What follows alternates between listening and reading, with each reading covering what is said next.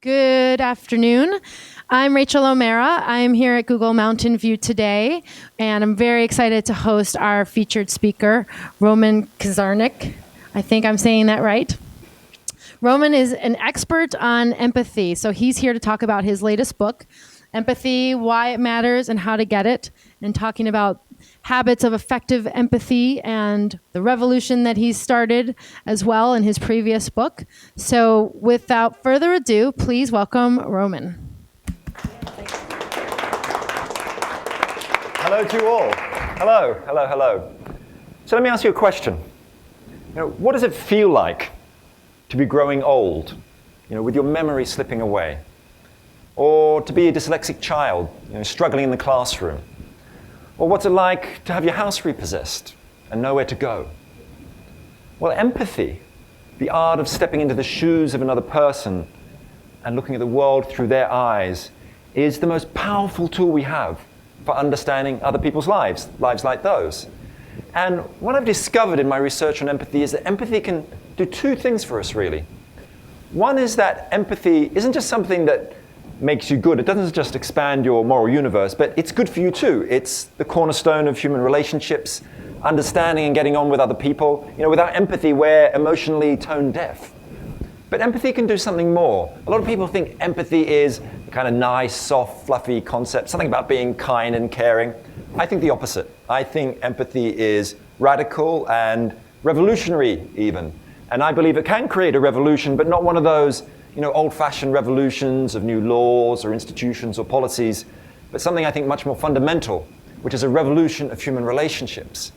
And I want to tell you a little bit about why we need that kind of revolution. I think it's partly because we live in an era of hyper-individualism, where the question, what's in it for me, is the leading question of our age. And empathy is, I think, an antidote to that. But also, there's a crisis of empathy in the United States and in other countries. In the US, empathy levels have dropped by nearly 50% in the last 3 decades, and the steepest decline's been in the last 10 years. And of course, we all know, recent research like from the Pew Center tells us that the anti-empathy brigade is in many ways growing, that the 70% of adults in the United States have experienced online harassment, abuse, trolling of different kinds. So we need to think about, well, how can we bring empathy back to the fore?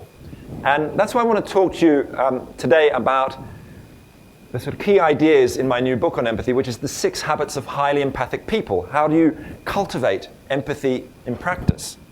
But before I tell you anything about that, let me say a bit more about what empathy actually means. Because if you open a psychology textbook, there are 2 kinds of empathy in there.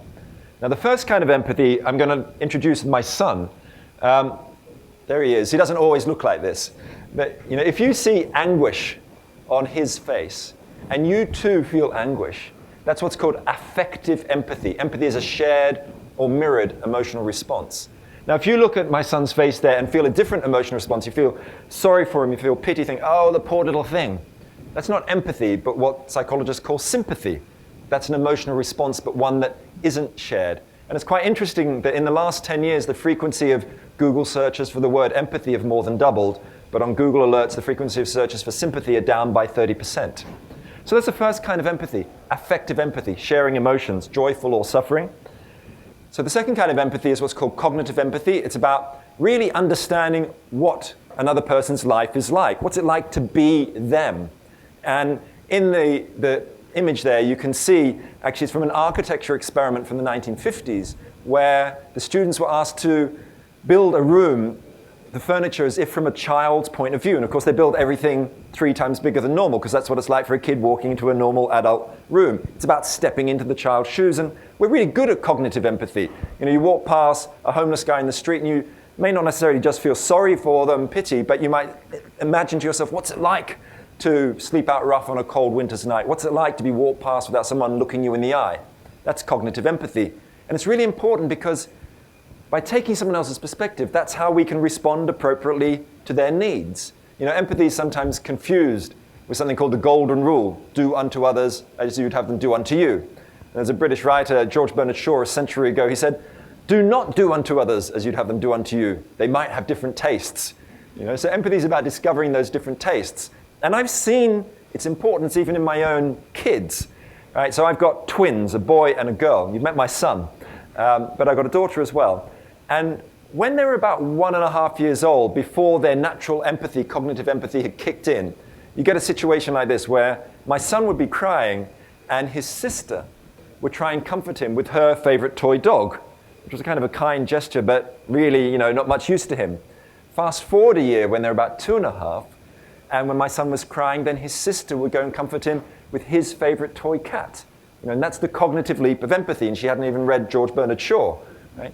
So it really matters, because this is how we respond to other people's needs. So these are the two kinds of empathy. But then, okay, how do we actually practice it? Well, the first way to do it is what I think of as switching on your empathic brain. This is the first habit of highly empathic people. And what I mean by that is understanding the new science of empathy, which tells us that 98% of us have the ability to empathize wired into our brains. We're not just selfish, individualistic creature. Of course, that's part of who we are, but we're also homo empathicus, wired for empathy and social cooperation and mutual aid. And we need to understand that story about who we are if we're going to really interact in the world and expand our personal empathy levels, as it were. Part of the way that the empathic brain works is through something you'll know about called mirror neurons. So if you look at this picture of James Bond there, and you can almost feel that spider crawling across your own shoulder, it may well be your mirror neurons which are activated, which are neurons which fire up not just when you feel fear, but when you see somebody else experiencing it, or when you feel pain, you see somebody else experiencing it. It's how we feel, part of how we feel what other people feel, right? And it's part of our mammalian evolution.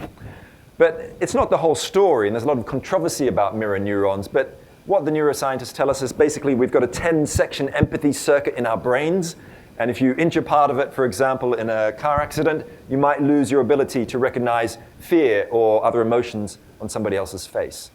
So, most of us have this empathic ability, but the good news is that it isn't simply born into us, but you can actually get better at it. Like driving a car or riding a bike, you can improve your empathy, and you can actually even learn it, as a school child. And what you can see there is the world's best empathy teaching program. Some of you might know about it. It's called Roots of Empathy. It began in Canada about 10 years ago. And the way it works is that the teacher is a baby. In fact, if you look very closely, the baby there has the word teacher on the shirt.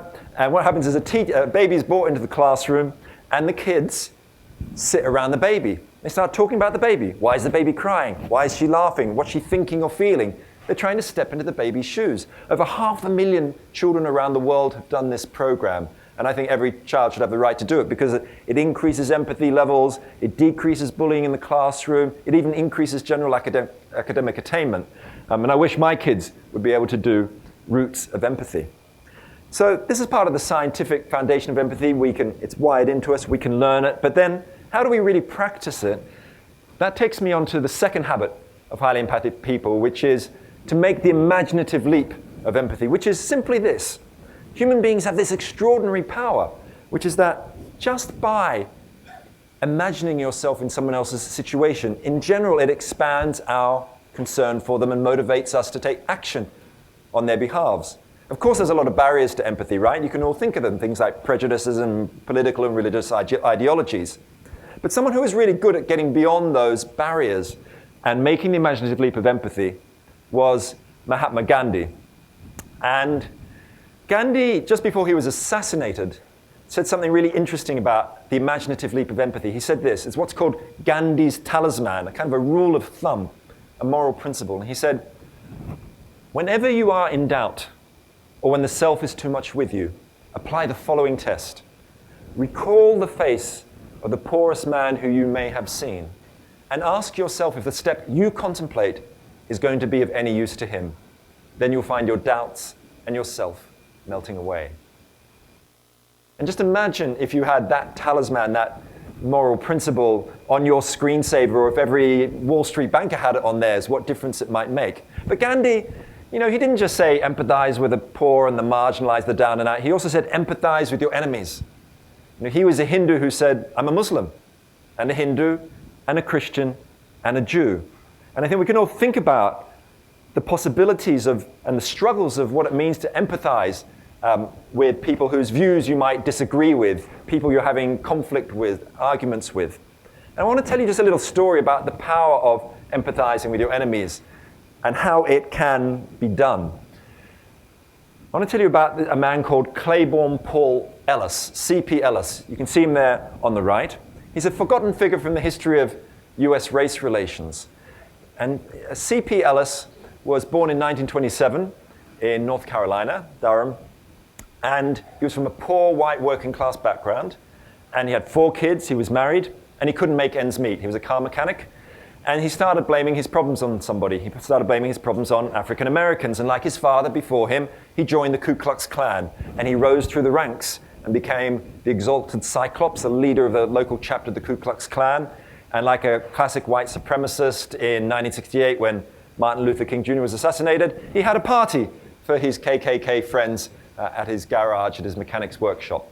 But his life changed in 1971 when he was invited to a 10-day community meeting to tackle racial problems in local schools. And he was invited because he was a prominent member and a powerful member of the local community. He went to the meeting with a machine gun in the back of his pickup truck, and he arrived, and to his horror, he was elected as a co-chair of an organizing committee with a woman who he hated with a purple passion. The woman you can see on the screen next to him there, Ann Atwater, who was a local African-American civil rights activist. And they had to start working together. And they spent 2 days trying to gather people onto their race relations committee. And after a couple of days, Ann Atwater came back to C.P. Ellis and said, you know, I've been trying to get people from my community to join us, and no one's opening the door. No one's talking to me because I'm working with a Klansman. And he said, same thing happened to me. I keep knocking on the door of white folk, and no one will talk to me because I'm working alongside you. And then Ann Atwater said, you know, my daughter came home crying from school today because the kids were making fun of her because I was working alongside you. And he said, my son came home crying from school yesterday because the teacher and kids were making fun of him as well. C.P. Ellis discovered he had a lot in common with Ann Atwater through this process.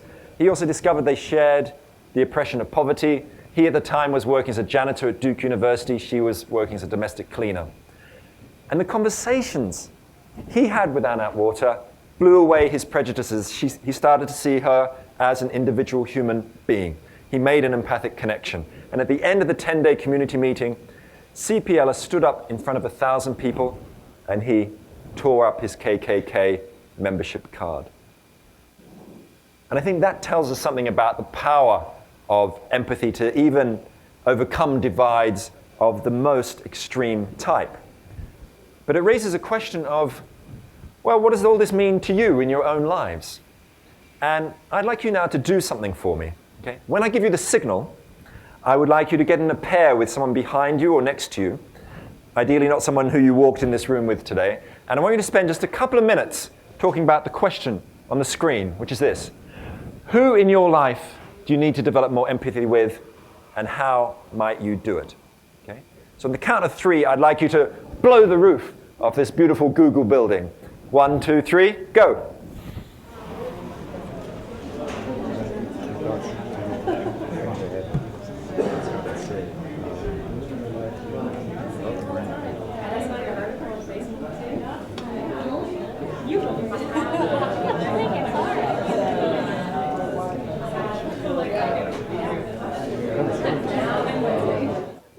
So in your discussions, you may have been pondering particularly that second question. You know, okay, how do you really practice empathy? Yes, you can imagine yourself in someone else's shoes, but beyond that imaginative work, how do you practice empathy?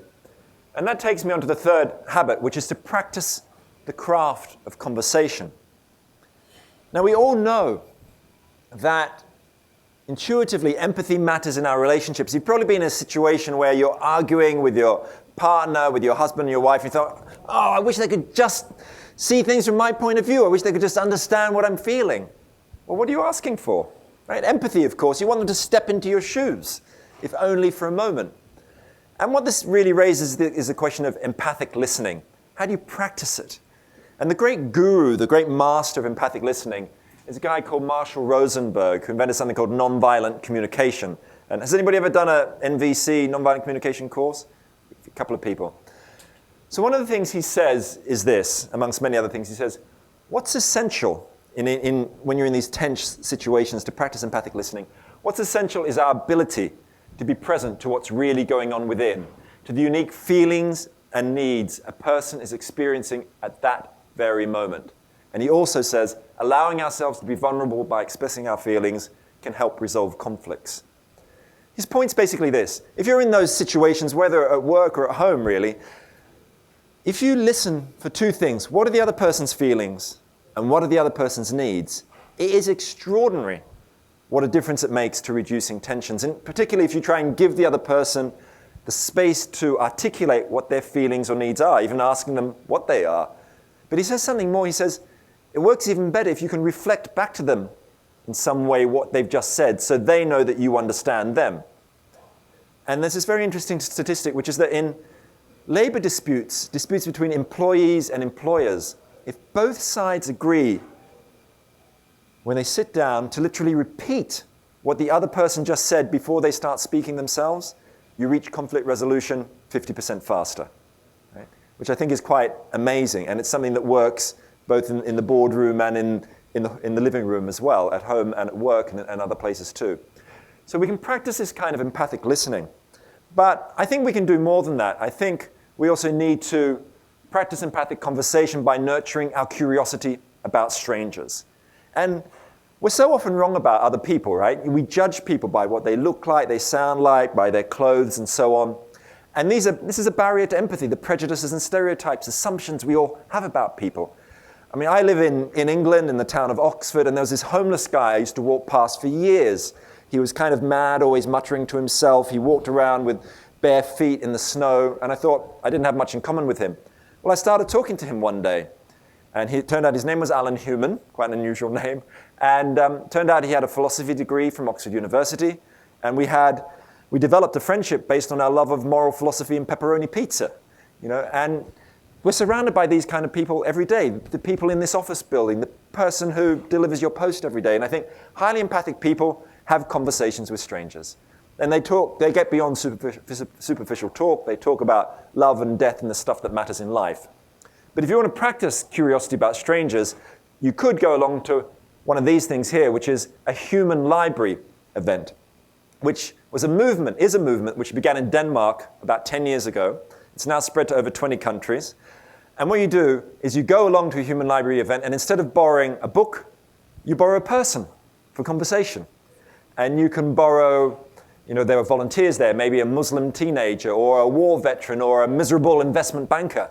And you talk to them about life, like the opposite of speed dating. You talk to them for an hour, not for a minute. And just imagine if we could spread human libraries everywhere, or you could invent a really good online form of human library. It would be a great app to have at our fingertips.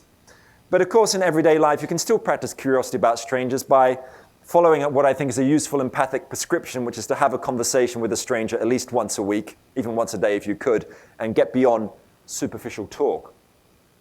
But getting beyond even the art of conversation, we can take empathy even further, which is through what I think is the fourth habit of highly empathic people, which is to seek experiential adventures. This is kind of extreme sport empathy, more extreme than ice climbing or skydiving. And what it is about not just talking to another person about their life, but actually experiencing some of what they experience, where they work, how they live, who they talk to, putting yourself literally in their shoes.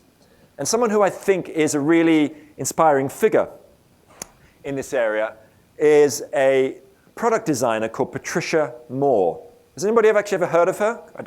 Probably haven't. She's one of the US's most famous industrial and product designers. And back in the 1970s, she was the only woman out of 350 men at the country's most famous design firm, one of them, Raymond Loewy, who designed the curvy Coca-Cola bottle. Back in the 70s, she was 26 years old, and she was in a meeting with a bunch of senior male partners, and they were talking about something kind of boring, which was the design of a refrigerator door. And she said to one of these male partners of the firm, she said, couldn't we design a kitchen door so it was easy for someone with arthritis, an elderly person with arthritis, to open? And this man said to her, Paddy, we don't design for those people. And this made her really angry. And she decided to conduct one of the great experiential empathy experiments of the last century. What she did is she hired a professional makeup artist to turn her into an 85-year-old arthritic woman, to make her look old and wrinkly, to give her fogged up glasses so she couldn't see properly, to bind up her arms and legs with splints and so she couldn't pick up a can opener or open a fridge, uneven shoes. And when she was ready in her disguise, this is what she looked like. Right? That's her when she's 26 years old. And then between 1979 and 1982, she spent 3 years visiting over 100 US cities, finding out what it was like to be 85. She went up and down subway stairs, in and out of department store doors, tried opening fridges with her bound up hands and using potato peelers and can openers and stuff like that, seeing how other people treated her. And at the end, she came up with one of the great innovations in design and a series of inventions which you all know about. Her general innovation in design is the idea of what's called universal design. The idea that any product, like a water bottle, should be designed so it can be picked up by a 5-year-old or an 85-year-old. But you'll have some of her inventions in your kitchen drawer. Open your kitchen drawer, you might see one of those thick rubber-handled potato peelers or can openers. That's her idea, right? The Oxo Good Grip. She invented that based on this experience, finding out what it was like to be 85. And I think what it tells us is that empathy, particularly experiential immersion, is an extraordinary force for innovative thinking. It's quite common in design now, but she was decades ahead of thinking. It's an interesting thing about how one might incorporate it into your own life. And of course, you're probably not going to dress up as an 85-year-old, but think about experiential empathy. How might you do it? I mean, just a few weeks ago in this country, tens of thousands of people were part of an anti-poverty campaign called Live Below the Line, where they tried to live on $1.25 a day for 5 days to experience what 1 billion people on the planet live on. So that's a kind of a wealth swap, as I think of it. But you might do a God swap. You know, if you're a member of a particular religion, you can spend a month going to the services of a different religion or a meeting of humanists. That's what Nelson Mandela did when he was in prison. He went to every single religious service, even though he was brought up as a Methodist. So there's experiential empathy. But you might be thinking, well, that's just a bit too difficult, really. Isn't there some kind of easier way to practice empathy? And that takes me on to the fifth habit, which is to travel in your armchair. And what I mean by that is to practice empathy through, in the comfort of your own home, watching films, reading books, taking those imaginative journeys by picking up To Kill a Mockingbird, whose central line, as you probably know, is you never really understand another person until you step inside of his skin and walk around in it for a while. And there are fantastic books and films all about empathy. And when I was writing my new book on empathy, I got incredibly frustrated because I couldn't find anywhere online where they were all in one spot. So I've just recently launched a new web project called the Empathy Library at empathylibrary.com, where you'll find hundreds of books and films, children's books, novels, video shorts, all about stepping into other people's shoes at empathylibrary.com. Anyone can join. It's democratic. You can add reviews and comments and so on. So if you're part of a reading group, go to the Empathy Library, and your next book could be one of the top 10 novels in the Empathy Library. And it's always changing because people are always adding to it. So I encourage you to go there as a way of expanding your empathic imagination and literally traveling in your armchair. So that's the fifth habit. But the final habit of empathy is to inspire revolution. And let me explain what I mean by this. You know, we normally think of empathy as being about individuals, how you and I understand each other, see things from each other's point of view. But empathy can also exist on a mass scale. It can be a collective force which literally shifts the contours of society and politics. And we always hear about moments of mass empathic collapse, like the Rwandan genocide or the Holocaust, but we don't really hear about moments of mass empathic expansion. And I want to give you just one example of this to show that collective power of empathy. Now, a century ago in this country, a campaign started to tackle child labor. And it was led by something called the National Child Labor Committee. And it was to tackle the fact that 1 in 6 children in this country were working in textile mills, like this girl in South Carolina here, in coal mines, in glass factories. Children 3 years old were shucking oysters at 3 o'clock in the morning.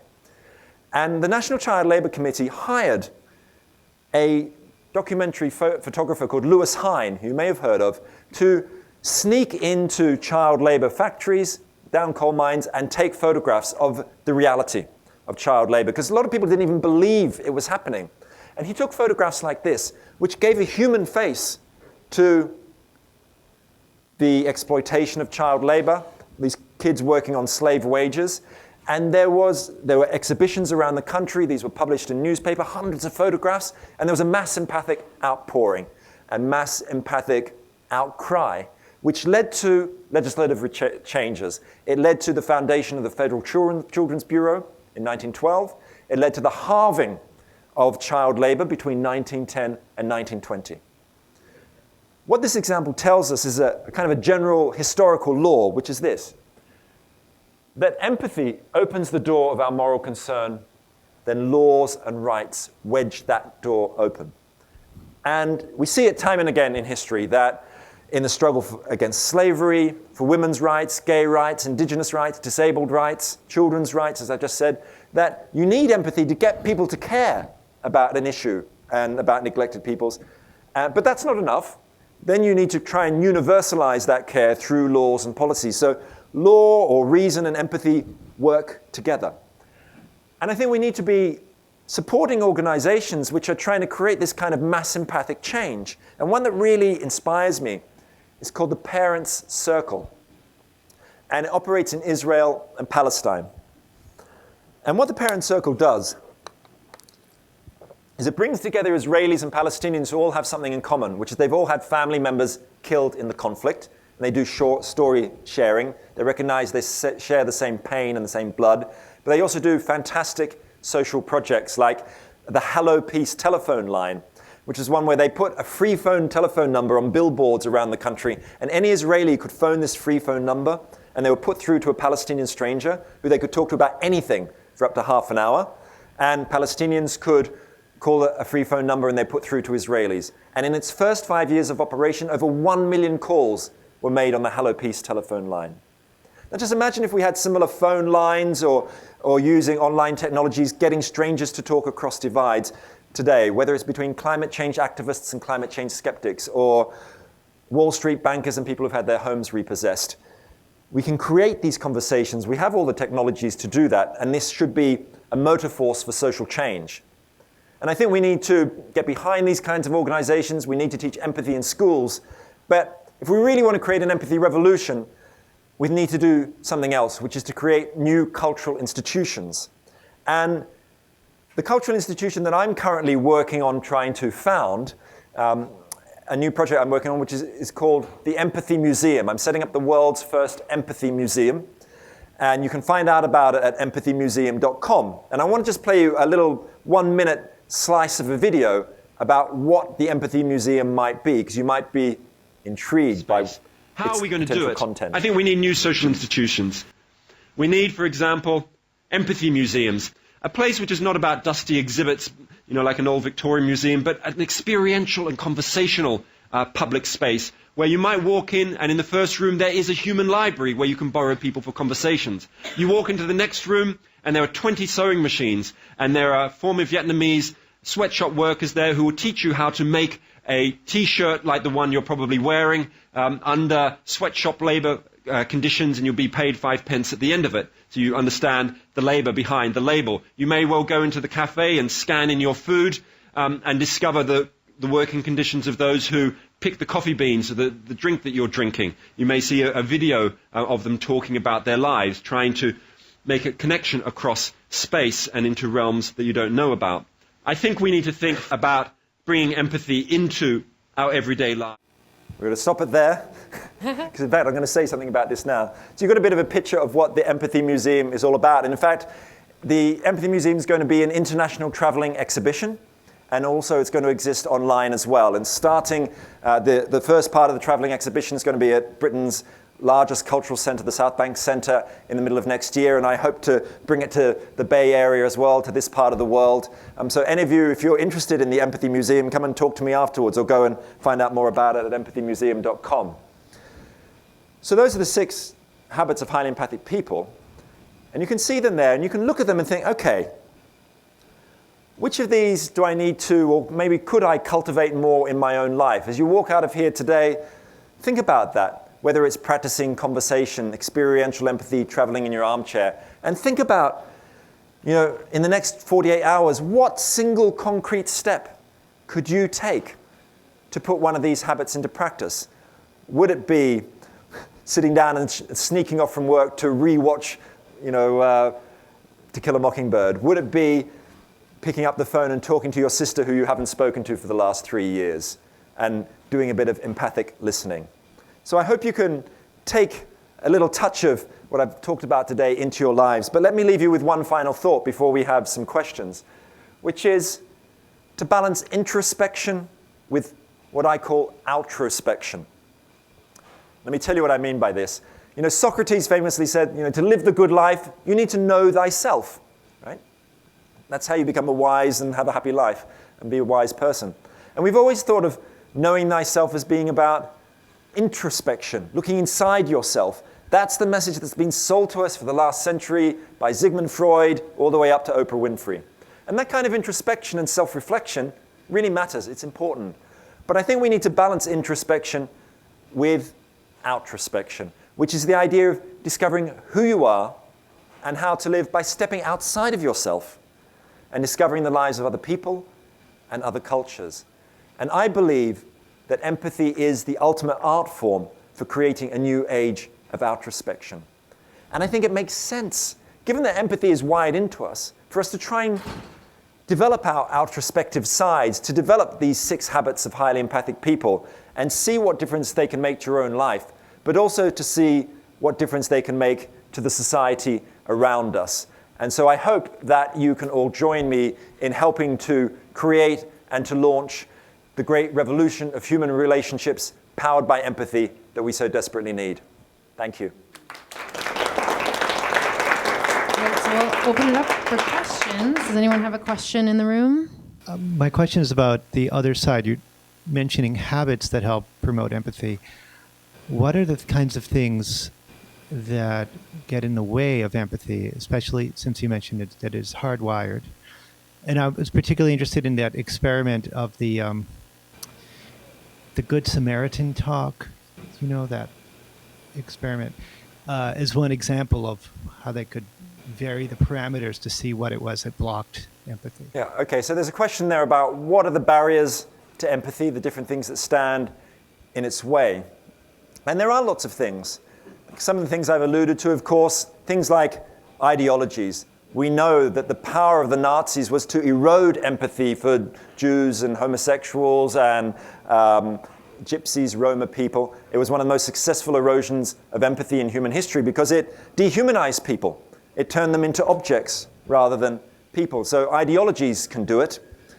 Another great barrier is authority, which is that a lot of famous scientific experiments like the Milgram test, which told us that if people are told by an authority figure to do something, they will basically do it, right? So again, going back to the Nazis, if you were told to put people in a gas chamber, you would do it, and you maybe do it out of fear. And Stanley Milgram's famous experiment in 1961 got people to, the experimental subjects went into a lab room and were told by a lab technician in a very official coat that they had to press a buzzer which would give someone an electric shock if they got a question wrong, which they asked them, a memory test question. And the more questions they got wrong, the higher the level of the electric shock. And to Milgram's horror, he found out that 65% of people would administer shocks to levels that would kill another person. And this told us, or seemed to tell us, that one of the great barriers to empathy is the power of authority. But if you look very closely at the data and replications of the Milgram experiment, if you can actually see the other person that you're administering shocks to, the percentage of people who administer dangerous shocks goes right down to about 30%. And if you're in a room with someone else who's refusing to give the test and says, no, I won't do it, then you won't do it either in almost every single case. So through solidarity, we can overcome some of the barriers to empathy. But another barrier that you alluded to there effectively was something about environment. We all know you can walk straight past a homeless guy if you're busy on the way to a meeting, right? You know, without attention, without focus, without a kind of mindfulness, our empathy can easily be eroded. So that kind of awareness and mindful focus on other people's lives, a kind of stillness, a kind of pause, is something that can bring out the best of our empathic sides. Sometimes I feel like I'm empathetic to my detriment, where I'm a sponge for other people's emotions. I have a hard time even watching the news. Or I might be so empathetic of the other perspective that I put my own down or aside. Is there such a thing as too empathetic, or how do we find the balance between the two? There is something called empathic over-arousal, which sounds a bit rude, doesn't it? But it's where you can get overloaded by empathy. Right? My daughter recently broke her leg, and I took her to the hospital, and when she was getting the cast put on, she was screaming sounds which I had never heard her make, and I felt completely overwhelmed by that emotionally. What was happening there was my affective empathy, shared or mirrored empathy, was absolutely heightened. Now, some people say, well, look, the problem with empathy is that we can get overwhelmed and it paralyzes us into inaction. But actually, there is no scientific evidence that happens, even when you can feel like it's all too much. In fact, it's those people who tend to be much more likely than others to still act on other people's behalves. I think what you find is that people who work in highly emotional situations where they tend to have a lot of empathic over-arousal find ways of dealing with it. So a good doctor doesn't just feel your anxiety, right? That's that affective empathy. They shift from affective to cognitive empathy. They don't try to feel the anxiety, but they try and understand your anxiety so that they can then respond appropriately to you. So you have a little bit more distance. Anyone who works in trauma counseling, working on suicide lines, will kind of fit their own oxygen mask before they fit somebody else's. You know, they'll listen to someone's call, but they won't take another call straight away because it's too much. They step away, they have a break, they have a debriefing. So it's about managing your own levels. But certainly there is this issue of empathic, heightened affective empathy particularly, but I think cognitive empathy is something that helps balance it out in general for most people. So can you explain the difference between sympathy and empathy, and why is the empathy the one that you're trying to stress? And then also compassion, like how does that fit into that? Okay, sympathy, empathy, compassion. How are they all related? Let me say something first about sympathy and empathy. If you see on the news, there's an earthquake in China. Millions of people will send teddy bears, right? A kind and sympathetic gesture. But actually, it probably isn't teddy bears that people really need. What do they need? They need trauma counseling, they need sanitation, and so on. What that's really telling us is that it's empathy, that understanding other people's feelings and needs, which can help us act appropriately and respond to what other people really require. Sympathy is wonderful. It can be a step towards empathy, but actually when it comes down to it, it isn't always the best thing for other people. And that's part of why I'm such a champion of empathy. But then there's a question about empathy and compassion. What's that relationship there? Now, there are a lot of different traditions and meanings of compassion. If you open a dictionary, you see the origin of the word compassion means shared suffering. Okay? That's kind of about affective empathy. But it isn't just about affective empathy, because affective empathy is also about shared joy. If I'd shown you a photo of my son smiling, you would have probably been smiling too. There are other, in the Christian tradition, you find the word compassion sometimes its meaning is about sympathy and mercy and so on. Sometimes it's really about stepping into other people's shoes. In Buddhist traditions, some of them, it really is about stepping into another person's shoes. Any of you who've ever read Thich Nhat Hanh, the Vietnamese Zen monk, you might know about his concept of interbeing. And he always says that the essence of compassion and compassionate action is being able to step into the shoes of the other. Someone whose maybe views you cannot stand, whose ideas you disagree with, someone who you maybe even hate. That's the great challenge of it. So I believe that any powerful concept of compassion has to have empathy, particularly cognitive empathy, at its heart. So you alluded to with the shock example that if people see us being empathetic, that they might follow suit. Are there other ways that you think, other than setting a good example, that you can encourage others to step back and try to put themselves in other people's shoes? There's a question of, okay, how do you really encourage people? Because if someone sees your empathic actions, that is one way. You know, one tends to mirror one's peer group around one. But there's something else, I think, which is really important, which is particularly around conversational empathy and empathic listening, which is about vulnerability and making yourself vulnerable. It can be incredibly hard, like starting a conversation with someone who you've been at war with, right? How do you do it? It takes a courage, but that courage, I think, is to be emotionally open yourself, even just a little bit. And what tends to happen is it gives them the space to be a bit more emotionally open. Even with your manager who's making your life a nightmare, you know, this is the kind of thing that can happen. And you end up in a dance of empathy and vulnerability where gradually you can create the kind of conversational context where you can make those connections. So I think that kind of vulnerability is something which is incredibly powerful. It's very difficult in a lot of work situations, other situations, to do that because you can feel that you're weak or others perceive you as weak. But people who do it, talk to people who do it and ask them about it. And they'll actually, in the end, say it's actually quite an empowering thing to do. It does take something to make that first step. Do you think people can become more empathetic once you're already adults, or is this something that has to be honed from when you're a child? Sorry, say that again? If you haven't been empathetic before, is that something you can develop once you've already become an adult? Yeah. So can you develop empathy throughout the course of your life, really, is a really important question, because some thinkers, particularly people in the field of in child psychology who are interested in what's called attachment theory, say that, look, if you haven't received nurturing from a caregiver or a parent in the first 18 months of life, then the chances of you developing empathy in later life are almost impossible. You know, you need that as a grounding for developing empathy.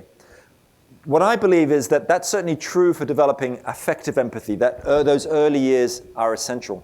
But it's cognitive empathy, particularly, you can develop throughout the course of your life, and it can start triggering your latent affective empathy as well. If I think of my own life, and if you think of your own lives, there've probably been moments of empathic opening. You know, in my 20s, I went and volunteered as a humanitarian aid worker in a Guatemalan refugee community at the end of Guatemala's civil war, where over 200,000 indigenous people were killed. I lived in this village with no running water and electricity. I saw children dying of malnutrition in front of me, and I saw violence, you know, from the military. And these things, they stay with you. That's a kind of extreme example, but before that, I don't think I was a particularly empathic person.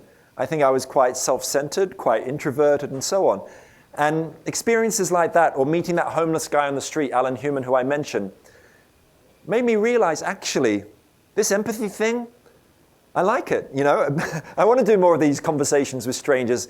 I do find it a bit scary. It's not naturally my thing, but doing it more and more, making it become a habit, is something that can really get into your bones, as it were. And I think I have great hope. And of course, on the other side, there's enormous research and growing research on neurobrain plasticity, showing that we can rewire our brains in certain ways through developing new habits. Just doing it once isn't enough, but through time, you can bring out your inner empathetic superhero. One question on that. So knowing we need to develop habits, because a lot of times this is new or uncomfortable to do things like this, can you recommend one thing we can all do walking out of here today that would develop our own empathy, cognitive way to be more in tune with everybody else, including ourselves? I think the one thing you could do, there's, let's say, the easy version and the extreme version. The easy version is to walk out of here and go and talk to someone who you've never seen, someone who you think you have nothing in common with, someone who maybe you're afraid of in some way, and try and start the conversation. The question is, how do you start that conversation? You know, I think it's important to practice being adventurous with one's conversational openers, but not too adventurous. I sometimes ask people, you know, what would you like written on your tombstone? But that can be a bit much for people. But, you know, when I meet someone, I don't say, hey, how are you? I say, what's the most surprising thing that happened to you on the weekend? Or what were you thinking about at 10 o'clock this morning? And it's amazing how even just that tiny little change makes people actually engage in a different way. But if you want to do it in a more extreme form, I'd say hold a conversation meal with your friends when you walk out of here. And let me tell you what a conversation meal is. For several years, I ran an organization which put on these conversation meals where you sit down a group of people, like 100 CEOs and 100 homeless people, invite them for a meal. And instead of giving them a menu of food, you give them a menu of conversation, right, with questions about life on it, like, what have you learned about the different varieties of love in the course of your life? Or in what ways would you like to be more courageous? And I've held and hosted dozens and dozens of these meals. And you could do them anywhere. You could do them in this office very, very easily. And in my book, actually, there are menus of conversation that you can use. And part of the Empathy Museum digital platform is what we're trying to develop is a downloadable toolkit. So you can put on a conversation meal anywhere in the world, whether you're in Rio or in Shanghai. You can download the menu and the publicity materials to get people along and instruction booklets, and then you just upload a bit of video from your meal that you've put on to inspire others to do the same. And that way I think we can create a kind of guerrilla empathy experiment and museum all over the globe. All right. Well, thank you for speaking today, Roman. Really appreciate it.